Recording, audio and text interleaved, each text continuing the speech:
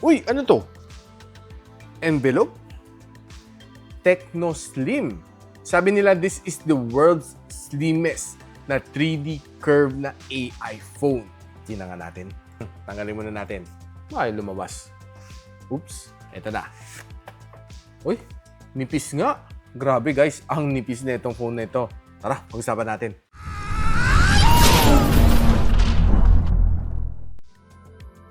Now, ito ang actual box ng TECNO Slim. Color orange siya and ang ganda ng kanyang packaging. Look guys, oh, may Dolby Atmos pa siya, may Corning Gorilla Glass pa siya. Tapos meron pa siyang military standard 810H. Grabe, loaded to phone na ito. Magugulat kayo sa price mamaya, sabihin ko sa inyo. Bukas natin. Uy, ganda. Orange din, no? Galing. It comes together with a 12 plus 1 month na warranty card, cleaning kit, stickers, and of course, ang kanyang free na curved na tempered glass. Laking tipid mo dito. Ito, paborito ko. Ang ganda ng kanyang case. Solid pa. Yun, no? Slim. Frosted black siya. Meron siyang A to C cable, 45 watts na charging brick, and may panundot pa siya kasama. Ito yung phone itself. Buksan natin.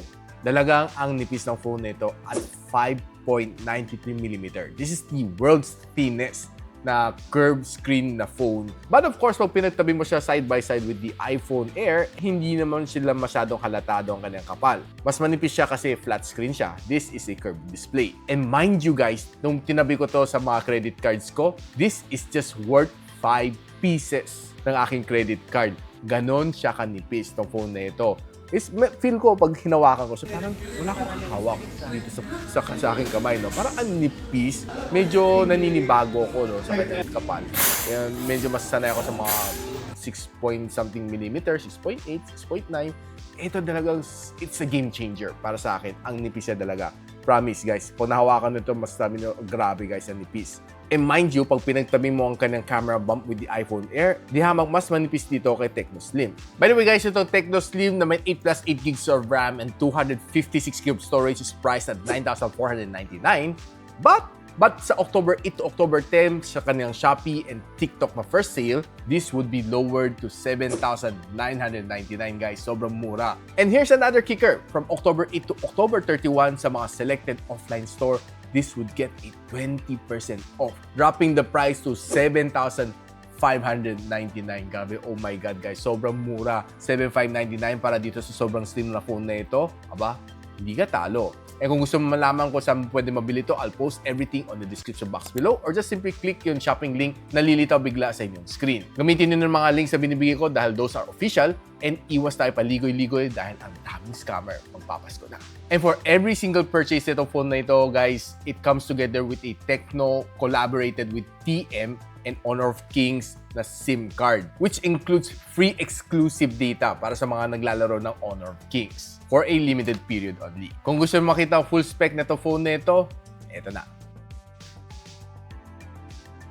Now, pagdating sa kanyang design, honestly, I'm really shocked. Ang nipis na itong phone na ito. I'm not sure how TECNO was able to pack in everything into this super duper slim na phone. Ang kanyang case, so guys, ang nipis, no? And yung kanyang likod na guys, this is a aerospace grade na fiberglass back cover. And yung kanyang harap, hindi basta-basta Corning Gorilla Glass. Corning Gorilla Glass 7i pa siya, which is madalang mo makita at this price point. Another good thing dito is meron siyang military standard 810H, which means drop resistant to phone na ito up to 1.5 meters if you're dropping it without the case. Pero kung may kasama kang case, it can drop as high as 2 meters. Another highlight dito sa kanya is kanyang mood light dito sa likod. Ang marami tong indicator, no? Pakita ko sa inyo. Ito na.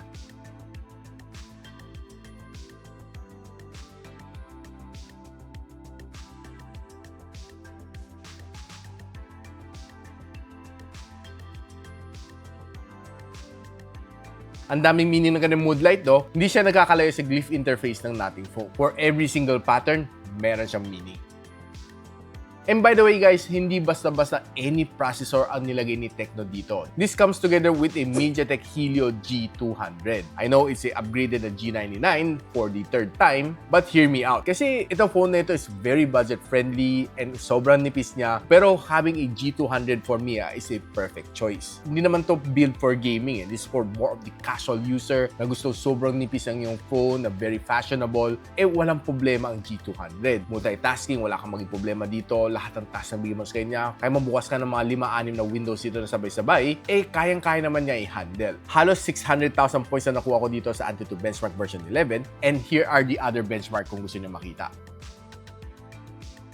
Now, isa sa pinaka-biggest surprise, is yung kanyang battery. 5,160 mAh inside a super slim na case just like this one. I'm not sure kung paano ginawa ni TECNO kasi hindi kaya gawin ni iPhone sa kanyang iPhone Air. Manipis nga si iPhone Air pero ang liit na kanyang battery. Kailangan mo pa bumili ng MagSafe na power bank para ilagay sa likod. Hindi dito sa TECNO Slim. I'm proud to say. Dahil this one was able to last me for 1 whole day without even charging. And kung mag-charge ka man, mas mabilis din siya kaysa sa kay iPhone Air. This one can support up to 45 watts na fast charging, which comes together with the charging brick, by the way. Si iPhone Air, neck mo. Bibili ka ng charger mo. Now, to further back up yung sinasabi ko, it was able to get me a 12 hours na screen on time. Solid na solid para sa sobrang slim na phone just like this one.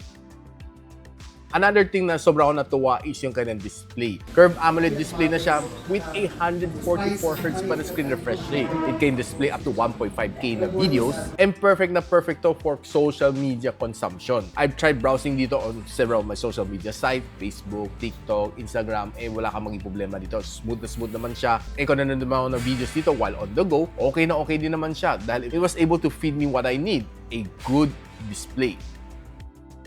Now, another surprise factor dito is dual speaker na itong phone na ito. Meron siyang speaker grills dito sa ilalim, meron din siya isa dito sa ibabaw. Check natin kung malakas. Uy, not bad yung kanyang sound. For me, average, pero hindi siya sobrang lakas. But for me, good enough.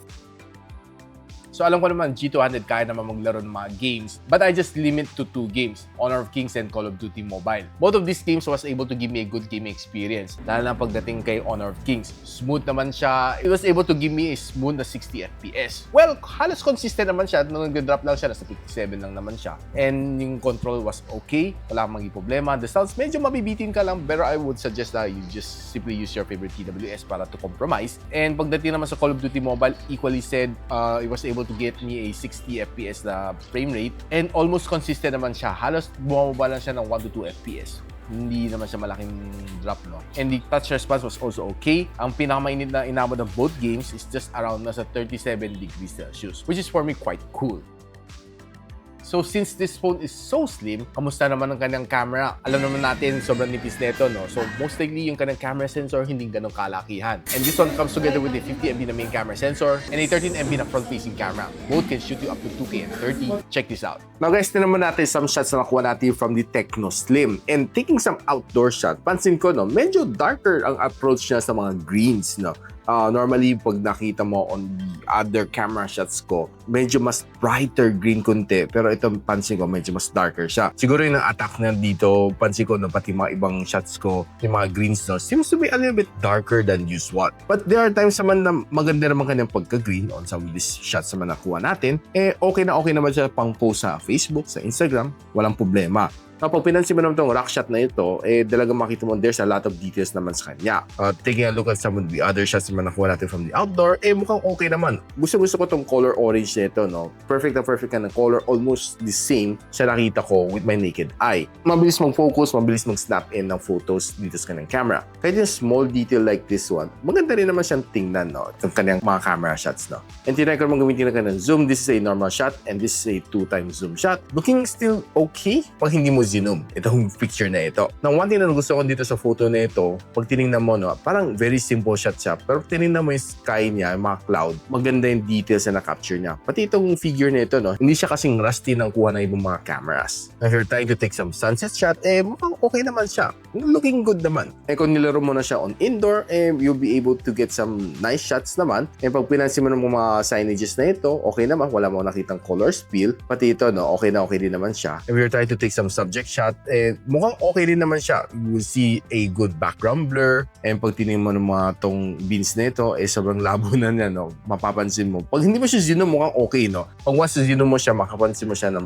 talagang soft na nga talaga siya. Pag tinignan mo naman tong painting na ito, mukhang okay din naman siya. Wala akong naging problema. And other low light shot seems to be decent din. Pag tinignan mo ka ng front-facing camera, well, not bad, ha? Kaya ng front-facing camera, makita mo preserve ng mga details ng mukha mo, yung mga blemishes, mga imperfection, talagang kitang-kita. Very evident dito sa kanyang camera. Now, if you bring it indoor, medyo mas soften ang yung mukha, mapapansin mo talaga halatang-halata. Pero kung binigyan mo na some good lightings naman, you'll be able to capture some really good stuff din using its front-facing camera. Now, tingnan muna natin some of the selfie videos na na-capture natin dito from the TECNO Slim. Ito yung front-facing camera, the TECNO Slim, and recording of 2K and 30.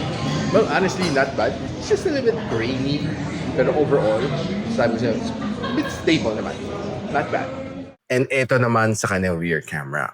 So ito naman rear camera ni TECNO Slim and recording at 2K and 30. Medyo shaky siya, no? Pero you can always turn on an anti-shake niya. Pero bababa ang kanyang resolution down to 1080p and 30 FPS. Now guys, with a phone this slim, makukuha mo for just roughly 7,599 on offline and 7,999 on online sale. There's no reason for me not to recommend tong phone na ito. Camera is decent, gaming is good, form factor is out of this world, display is good, and ang battery life is excellent. Parang lahat nandito na sa kanya kay TECNO Slim. Now, if you want to know kung saan pwede mabili itong phone na ito, I'll pop it on the description box below. And if you know any friends na naghahanap ng slim na phone, don't forget to recommend this video. And of course, ini-invite ko kayo mag-like, subscribe sa aking channel so you don't miss out any good review just like this one. So paano yan? Hanggang dito muna ako and I'll see you when you see me. Peace out. And so, ako para si Richmond and you're watching Gadget Sidekick. What's up? Like and subscribe to my channel. Don't forget to hit that notification bell. For one of my latest uploads, click the dito. And for one of my popular uploads, click here.